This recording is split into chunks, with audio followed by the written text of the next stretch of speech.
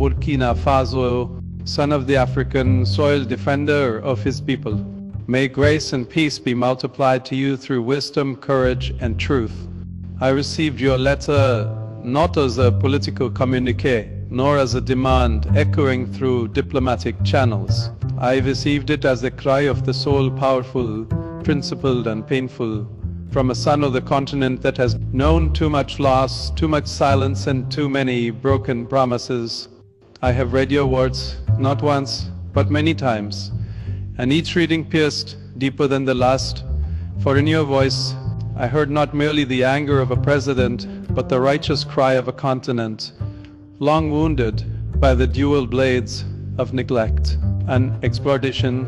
Let me begin now with defense, but with confession.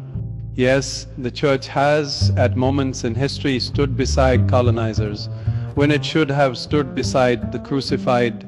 There were chapters, some long, some shamefully brief, where the mission of salvation became entangled in the machinery of subjugation, where the banner of the cross was hoisted beside flags of empire, and the teachings of Christ were diluted by the ambitions of kings.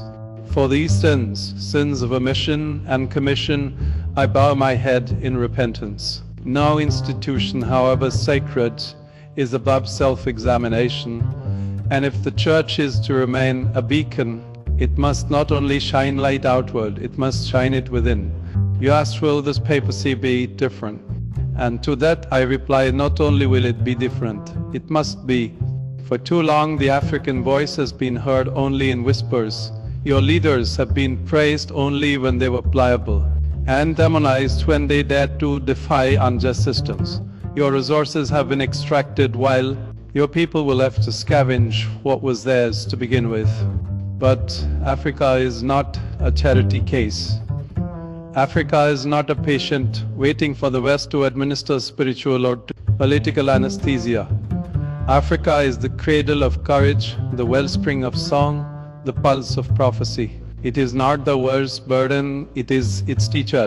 Let me speak plainly, as you did, President Trias, on colonial legacy.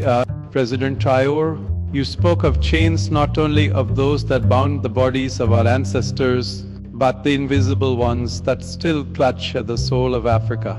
Let us speak truth, not as adversaries, but as men burdened with memory.